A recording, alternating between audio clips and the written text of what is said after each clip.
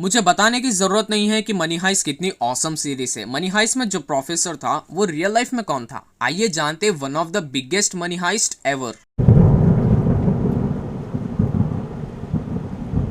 ये बात है अगस्त 6 2005 की। द मनी हाइस्ट और ब्राजील्स बैंक को bank heist was an robbery of $70 million.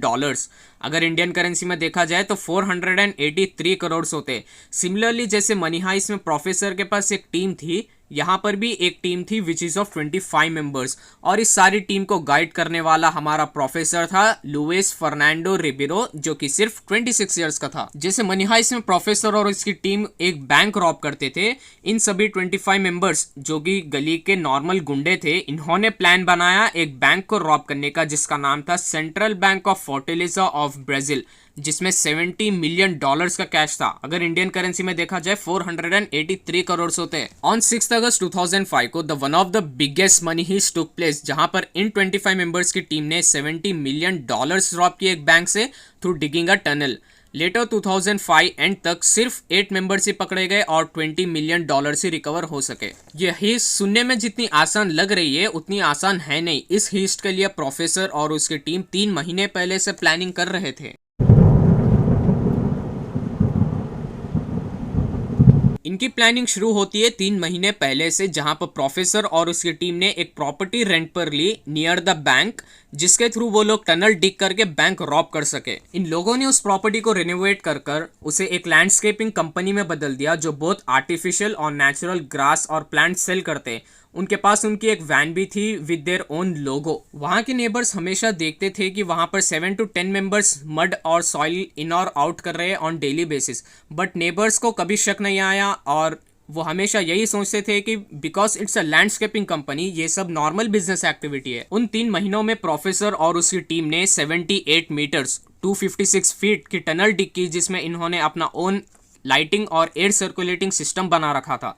Similarly like money heist, इस टीम में भी काफी सारे क्रिएटिव मेंबर्स थे जिसकी वजह से ये रॉबरी सक्सेसफुल हो पाई। And finally on weekend which is Saturday 6 August 2005, it was a nightmare for the bank.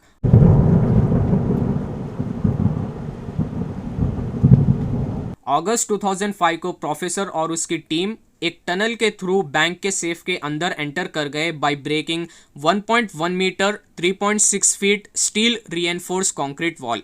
और वो जैसे ही सेफ के अंदर एंटर किए, वहां पर उनका एक टीम मेंबर ऑलरेडी प्रेजेंट था जिसने सारे CCTV sensors, laser securities, alarm सब कुछ डिसेबल कर रखे थे। उन्हें थोड़ा समय लगा बैंक से कैश बाहर निकालने में, क्योंकि टोटल कैश था $71.6 मिलियन, जिसका वेट था 3.5 टन।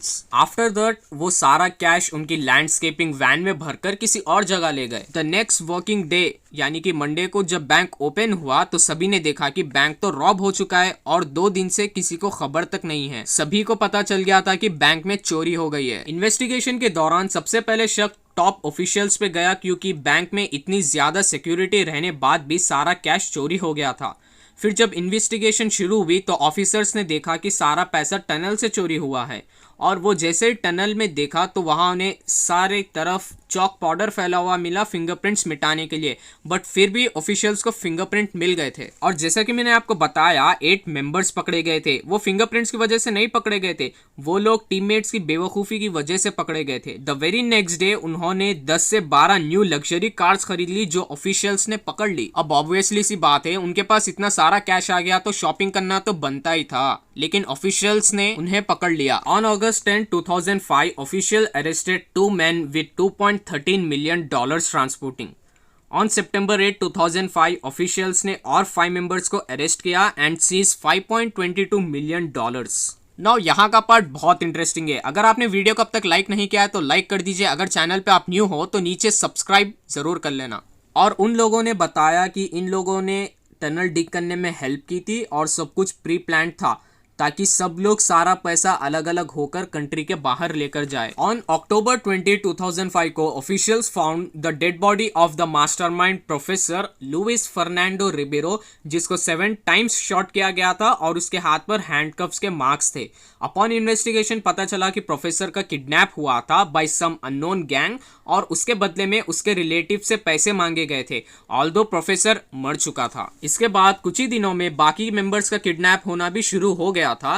और उन सब के फैमिली मेंबर्स को ब्लैकमेल किया जा रहा था मनी के लिए। आई नो ये स्टोरी काफी सस्पेंस में खत्म हुई, कॉज आज तक किसी को नहीं पता चला कि वो बाकी के मेंबर्स का किडनैप क्यों हुआ था और किसने किया था। ये वीडियो आपको कैसी लगी कमेंट्स में जरूर बताना और अपने फ्रेंड्स के साथ तो जरूर शेयर करना।